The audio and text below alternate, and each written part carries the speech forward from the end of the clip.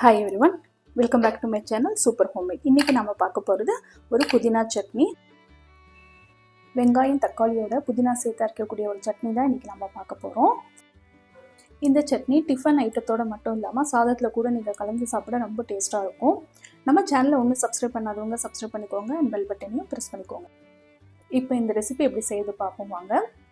இப்போ நான் வந்து அரைக்கட்டு புதினா எடுத்திருக்கேன். அந்த புதினாவை நல்லா வாஷ் பண்ணிவிட்டு அதோட லீஃபை மட்டும் தனியாக நம்ம செப்பரேட் பண்ணி வச்சுக்க போகிறோம் இந்த மாதிரி. இப்போ இதுக்கு தேவையான மற்ற இன்க்ரீடியன்ட்ஸ் என்னென்னு பார்ப்போம் வாங்க. இதுக்கு நான் 2 தக்காளி, 2 வெங்காயம், 2 பச்சை மிளகாய், 2 துண்டு இஞ்சி, ஒரு 4-5 பல் பூண்டு, ஒரு சின்ன எலுமிச்சம்பழ அளவு புளி and Byadgi chilli, normal Guntur chilli ரெண்டையும் மிக்ஸ் பண்ணி ஒரு 8 மிளகாய் எடுத்துருக்கேன். உங்களுக்கு காரம் ஜாஸ்தி இருக்கிற சட்னி பிடிக்குன்னா நான் சொல்லியிருக்கிற அளவு மிளகாய் எடுத்துக்கோங்க. அப்படி இல்லை உங்களுக்கு காரம் வந்து கம்மியாக வேணும் அப்படின்னு சொன்னால் நீங்கள் பச்சை மிளகாயை பாதியாக குறைச்சிக்கோங்க. மற்ற மிளகாயில் ஒரு 2-3 மிளகாய் குறைச்சி போட்டுக்கோங்க. இப்போது ஒவ்வொரு இன்க்ரீடியண்ட்டாக நம்ம வதக்கி எடுக்க போகிறோம். முதல்ல இஞ்சியும் பச்சை மிளகாயும் போட்டு இதை மாதிரி வதக்கி எடுத்துக்கணும். அடுத்தது பூண்டு போட்டுக்கோங்க. பூண்டோட புளியும் சேர்த்து நம்ம நல்லா வதக்கி எடுத்துக்க போகிறோம். புதினாவில் நிறைய மெடிசினல் ப்ராப்பர்ட்டிஸ் இருக்கிறதுனால அடிக்கடி சமையலில் புதினாவை சேர்க்கும்போது நம்மளுக்கு கேஸ்ட்ரிக் ப்ராப்ளம் வராமல் இருக்கும்.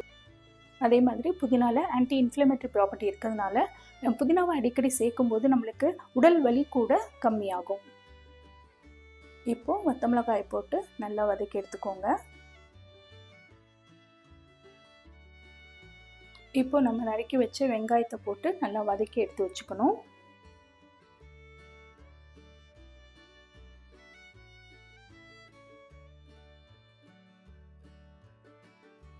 அடுத்தது ஒரு 2 ஸ்பூன் கடலைப்பருப்பு, இதை வந்து நல்லா செவக்க வறுத்து எடுத்துக்கோங்க.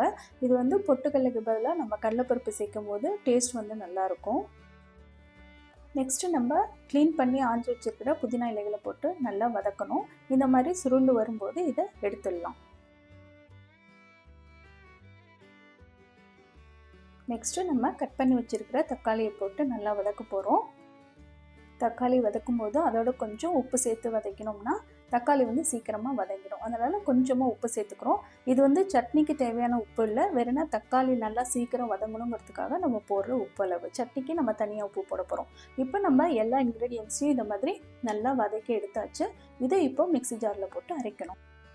நம்ம முதல்ல வெங்காயம் தக்காளி தவிர மற்ற எல்லா இன்க்ரீடியன்ஸையும் போட்டு கொஞ்சம் கொரகொரப்பாக அரைச்சி வச்சுக்கிறோம். அதுக்கப்புறமா நம்ம லாஸ்ட்டாக தான் வெங்காயத்தையும் தக்காளியும் போட்டு அரைக்க போகிறோம்.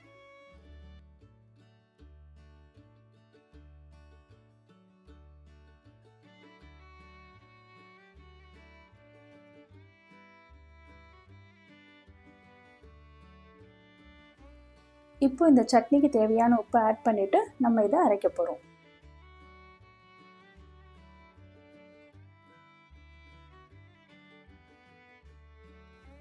இப்போ கொரகொரப்பாக இதை மாதிரி அரைச்சதுக்கப்புறமா வெங்காயம் தக்காளி இது ரெண்டையும் போட்டு நம்ம சட்னி அரைக்க போகிறோம்.